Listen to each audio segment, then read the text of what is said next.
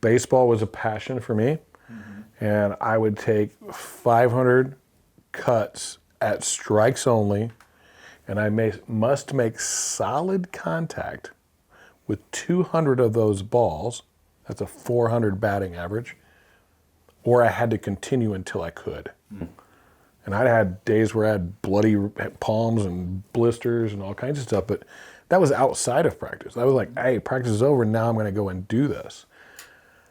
Having that mentality and teaching that, encouraging that, getting that mindset in your sales team, or whatever other team, like your production team, practicing what they do outside of work itself.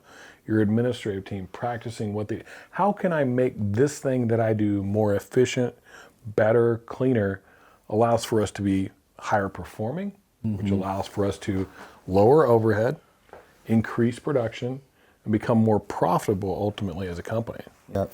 Nathan, you said something interesting when we were at lunch earlier, that if you can get a training or sales training put together and implemented, you can put together any other training inside of your company. So my question is, and maybe I butchered that, but that's what I heard. No, you're right on. Why? I mean, I think that's a valid question. Why is that? Building a sustainable and successful sales team is literally one of the most difficult things you can do inside your business. There's very few things that are harder to do than that. Hiring sales guys by itself, not particularly difficult. Getting out in the field and closing a few deals, not particularly difficult. But training people who do not need constant oversight or pushing, and people who are continually successful day after day and week over week, within a period of time that doesn't cause turnover. Okay, because with sales, you have a limited window with most people before it's not that they don't want to work for you anymore, they can't. They've gone 2 weeks without a paycheck, they've gone 3 weeks without a paycheck, maybe they get to 4 and they're like, I simply can't do this anymore. Mama says we gotta pay the bills. Yeah, gotta pay those bills. So building the not only effective salespeople, but consistently effective and longevical salespeople, one of the most difficult things you can do inside your business. So the reason why building a sales training program that's effective, okay, and sustainable is kind of a linchpin to the rest of your training is that if you can do that to training people, whether they're, like a greenie right out the gate, maybe yesterday they were washing cars, and now we're trying to teach them how to make sales because they just have that thing that we want, best sales right? guys ever. If you can do that, then you can train your people to do just about anything. Fair enough.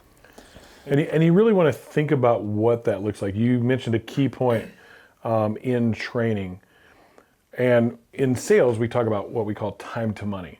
How much time does it take me to teach this person the first component of what they need to have success and thus earn income?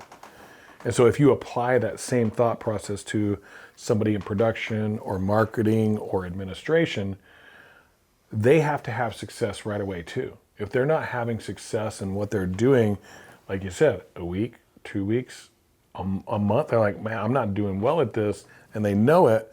Even though they might be earning a paycheck, they're not feeling fulfillment in their work. You have to set that up. So what is the thing that they've got to do first that gives them success? Well, think about it.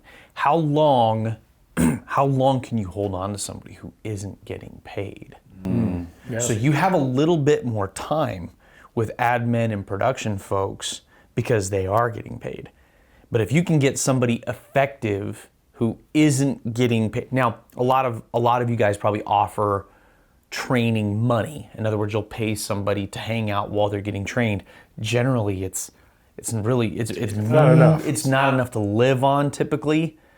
And so, but if you can get somebody effective inside of a window where they're not really probably able to pay their bills really well, but you can get them up and running that fast. Whereas production and admin, they're probably either making a salary or they're making hourly. kind of regardless of how effective they are for a period of time. For a period of time. That's why we say the sales thing. If you can learn how to build that thing so that somebody can earn the money to feel success, you can build any other training because those people have more time. Although I do believe they have to have some success fairly quickly for them to continue to want to learn, to want to be a part of what you do. Structuring a sales training.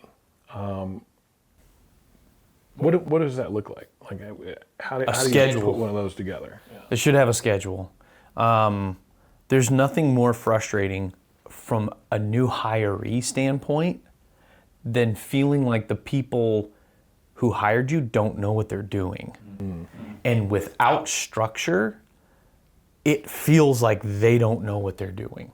When you get hired and they go, well, okay, so today we're going to talk about how to put a lead in the CRM. And you're like, did you just make that up? Like, was that part of the plan to begin with? And or even better, ride along with me, you'll learn. Yeah, you'll figure this out, and like you'll instantly lose a little bit of respect by the person who just hired you.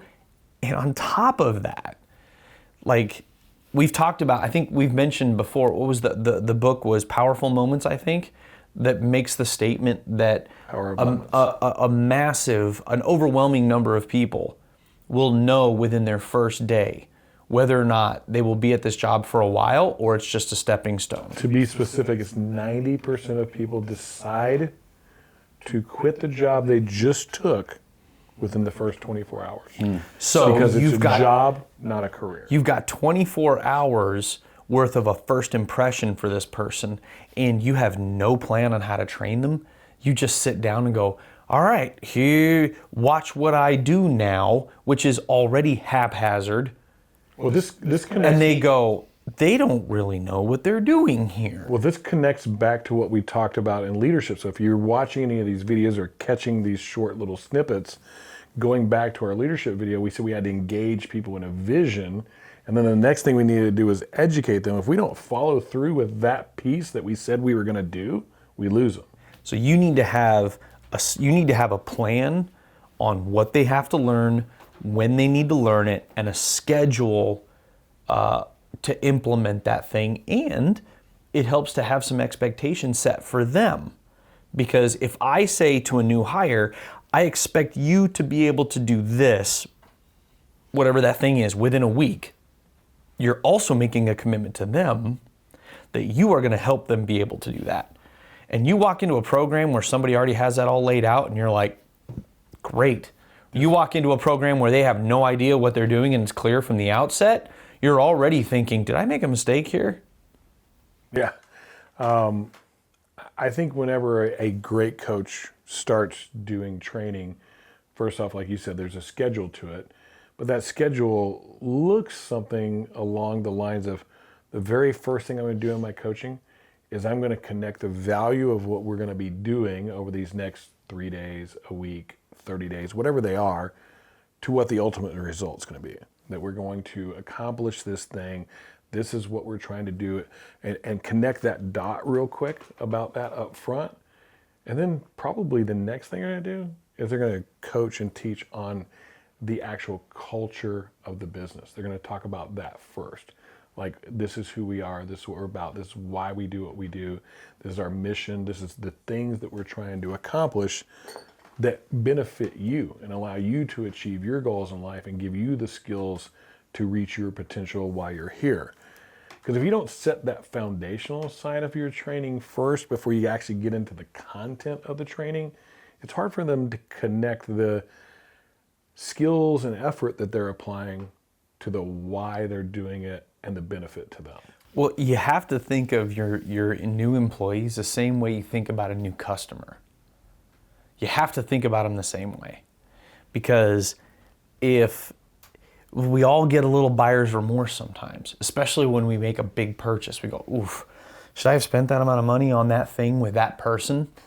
Now imagine somebody just made a career move with your business And so they need to connect as quickly as possible. They need to feel that belonging, right? If you're the person in charge of training them, okay, consider yourself production after the sales guy closed a deal.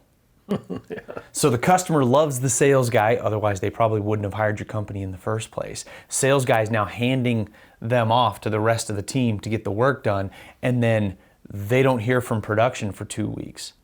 They don't know what the next steps are, or the next steps that were promised to them aren't being done. So all the promises by the person who did your recruiting and hiring now have to be fulfilled by the next person in line.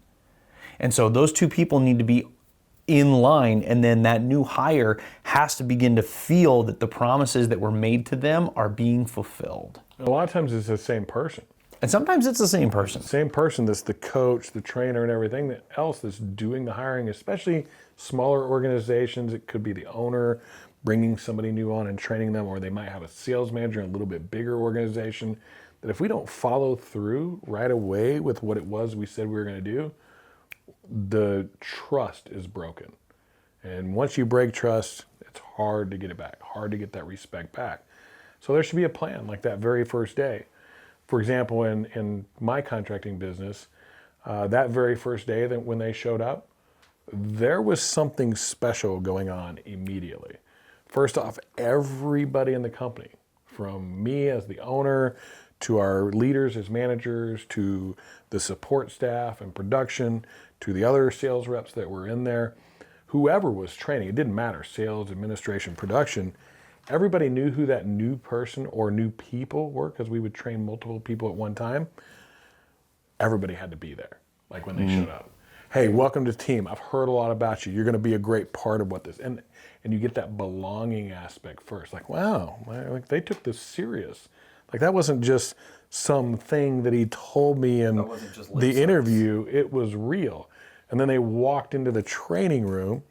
Their name was on the board. We had a gift sitting in their seat. Recruiting, hire, onboarding. Yeah, like, well, and it does. It relates to recruiting, hiring, onboarding, and we're going to talk more about that in that video. But that's how that training starts, is they start to belong. Then you're coaching them on why you do what you do.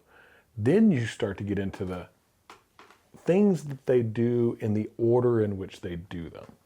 So first thing we're going to do is this. And so if you are a company that's a retail company, relies on leads and stuff like that, well, first interaction on an appointment. What does that look like? What's the script? Let's practice it. Let's role play it. Let's walk those steps through. If you're more of a company that the people coming in for you are canvassers, okay, what does a door knock look like and how does that go? And we practice that until we have that down first before we start to move on to the other things so that they can have success.